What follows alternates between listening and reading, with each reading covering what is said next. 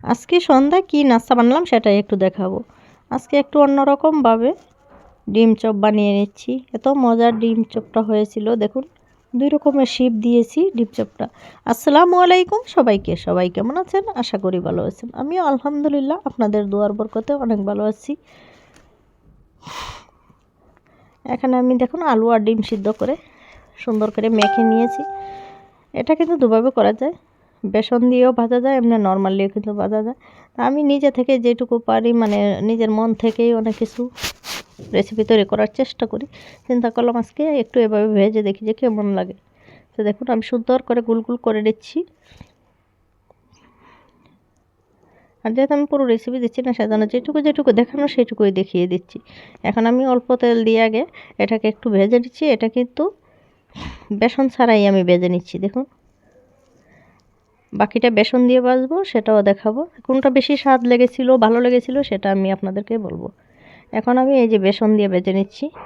তো এটা ডুবো তেল দিলে আর একটু ভালো হতো, কিন্তু আমি এই কড়াইটা নেওয়ার কারণে, পুরো তেল দেওয়ার কারণেও মনে হচ্ছে যে তেল কম হয়েছে, কিন্তু আসলে কিন্তু তেল কম হয়নি। এখন এটা আমি বেসন দিয়ে ভেজে নিচ্ছি আর ওইগুলো বেসন ছাড়া ভেজেছি। তো কোনটা বেশি ভালো হয়েছে সেটাই আমি বলবো, আপনারা সামনের দিকে দেখতে থাকুন।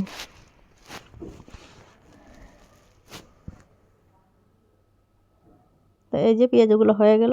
আমার কাছে বেসন ছাড়াটাই বেশি ভালো লেগেছিলো, যেহেতু কাঁচামরিচ পেঁয়াজ অনেক দিয়েছিলাম, ঝাল ঝাল লেগেছিলো, ভালো লেগেছিলো। এখন এই পর্যায়ে আমি এসেছি পরের দিন, যেহেতু গ্যাস চলে যায়, একটু পোলাও রান্না করব মটরশুঁটি দিয়ে। দেখুন কি অবস্থা, অল্প পরিমাণে গ্যাস, চুলার গোল চাকিটা সরিয়ে তারপরে রান্না বসালাম। তারপরেও মনে হচ্ছে যে গ্যাসে হচ্ছে না। লাইনের গ্যাসগুলো এত সমস্যা করতেছে, এই শীতের মধ্যে রান্না করতে খুবই কষ্ট হচ্ছে। কার কার বাসা গ্যাস চলে যায় অবশ্য আমাকে কমেন্টে জানাবেন। তো এখন সকাল সকাল মটরশুঁটি দিয়ে পোলাওটা রান্না করে নিচ্ছি।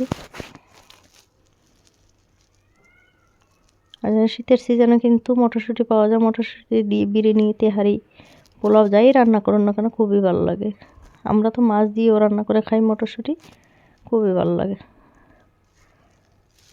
এত দামি চাল দিয়ে পোলাও রান্না করতে যাই, কিন্তু পোলাওগুলো মোটেও ভালো হয় না, শুধু চুলার গ্যাসের পরিমাণ কম থাকার কারণে।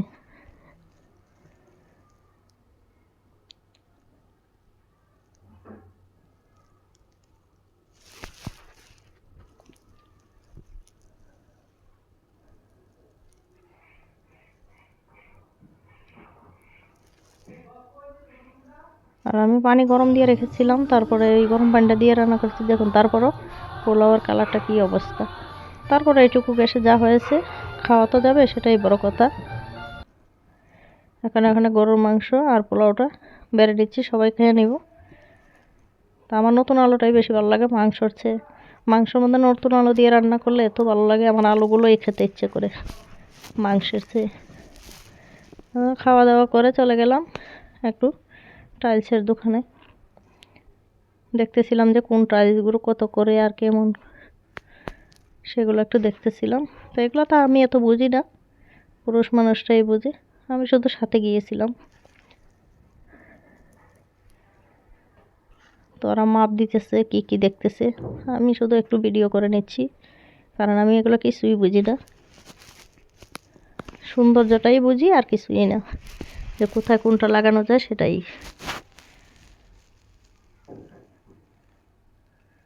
তো অনেক অনেক দোকান ছিল, সব দোকান ঘুরে টুরে একটা দোকান থেকে পছন্দ করে নিল, সেটাই আমি দেখালাম আপনাদেরকে।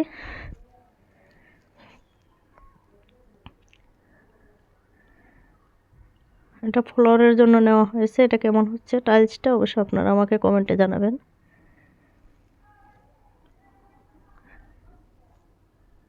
কম দামি টাইলসও আছে, বেশি দামি টাইলসও আছে, যত দাম দিয়ে নেবেন ততই একদম ভালো পিচ্ছিল হবে, মনে হয় তৈলাক্ত ভাব। কিন্তু ওটা আবার যারা শুকনা শুকনা রাখতে পারে তাদের জন্য তৈলাক্তভাবে টাইলসটা ভালো হয়। আর বাচ্চাদের ঘরের মধ্যে ওটা না নেওয়াই আমি মনে করি যে বেটার। তো এগুলো দেখাইতেছিল, আমি বিশেষ করে বলছিলাম যে সাদার মধ্যে নিব না, হোয়াইটের মধ্যে নিলে এগুলো বেশি ময়লা পড়ে। যেহেতু আমার ছোটো ছেলেটা এখনও দুষ্টুমি করে, একদম নোংরা করে ফেলবে, সেই জন্য।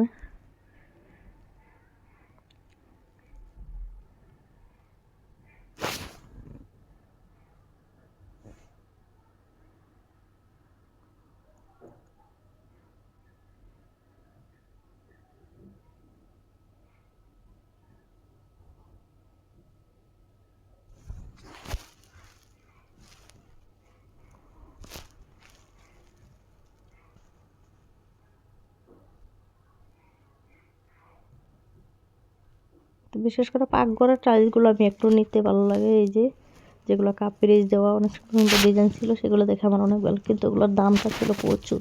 তো দেখা যাক শেষ পর্যন্ত পাকঘরের জন্য কিচেন রুমের জন্য কোনটা নেওয়া হয়। আর আমরা এগুলো ঘুরতে ঘুরতে এত ক্ষুধা লেগে গেছিলো, তখন নান রুটি আর গ্রিল খেয়ে দিচ্ছিলাম দোকানে গিয়ে। অনেকগুলো দোকান ঘোরাঘুরি করা হচ্ছিল, তো নান রুটি আর গ্রিল খেয়ে চা খেয়ে বাসায় চলে আসলাম। আর আমরা অর্ডার দিয়ে টাকা দিয়ে আসছি। দেখুন এসে কি অবস্থা, আবার গ্যাস চলে গেছে, একদম গ্যাস নেই। সারাদিনও গ্যাস ছিল না, এখন রাত্র হয়ে গেছে এখনও গ্যাস নেই, রাত বাজে 9টা 10টা, এখনও গ্যাস আসে না। কি যে একটা কষ্টের মধ্যে আছি আমরা ঢাকা শহরে, লাইনের গ্যাসে এত সমস্যা হইতেছে। মানে 1 ঘন্টা না 4 ঘন্টায় হচ্ছে না, এতক্ষণ দাঁড়িয়ে থেকে রান্না করা খুবই মুশকিল।